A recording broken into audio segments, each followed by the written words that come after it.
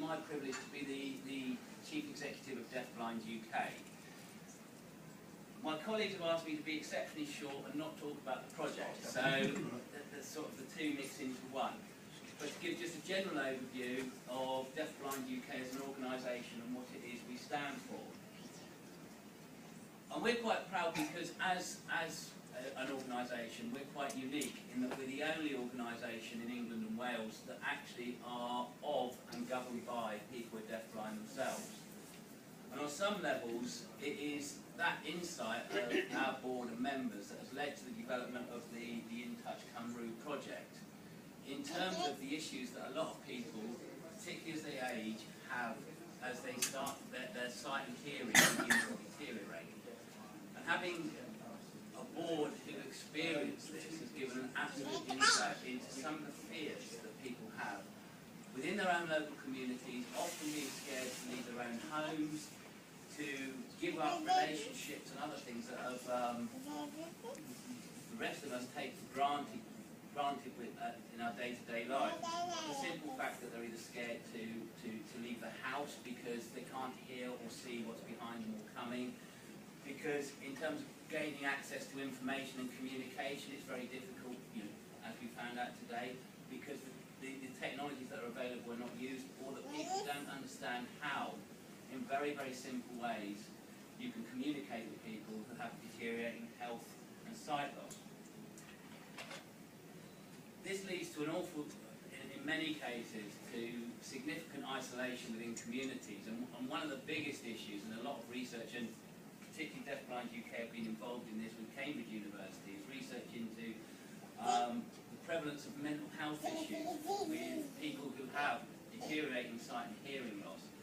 So it's not just that you've got a sensory impairment, it starts to affect all other parts of your life, and depression is one of the biggest symptoms of combined sensory loss, as it is with your visually impaired and deaf, but it's almost exacerbated further with the findings of the research that we did around the impact of this in later life. This project, and I will move on because I'm not allowed to talk about it because Ross has given me his script and said this is all off limits, which I thank him for profusely. But this project really champions what can be achieved if you give people the support and enable them to say what their aspirations are in life. And it amazes me, having seen the first report that came through, about how it's the little things that make the biggest difference.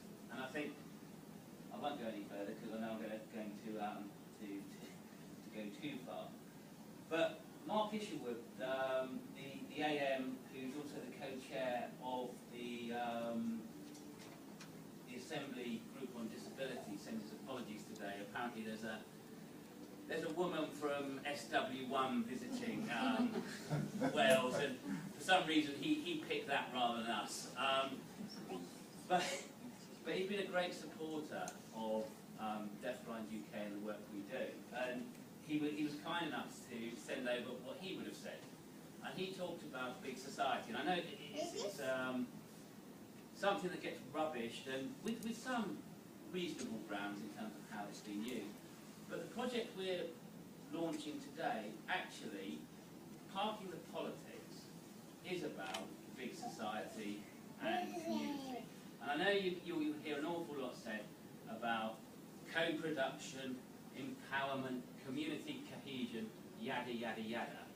And, but actually, what we're trying to do is connect people that have perhaps become disconnected from communities that they've lived in all their lives, asking them what their aspirations are, what they want to do, and then by providing support at the right time, reconnecting them back with the communities that they've been a part of often for all the majority of their life.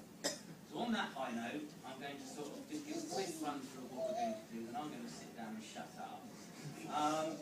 Following me is Roy Skelton. Roy's from the Big Lottery Fund, and he's going to talk about the Advantage project, which funds the In Touch Cymru scheme, and he's going to talk about the objectives of that funding stream. And that's going to be followed by Ross, who's hopefully going to sort of lay out how we meet the objectives of big lottery funding, and they're all going to marry neatly together.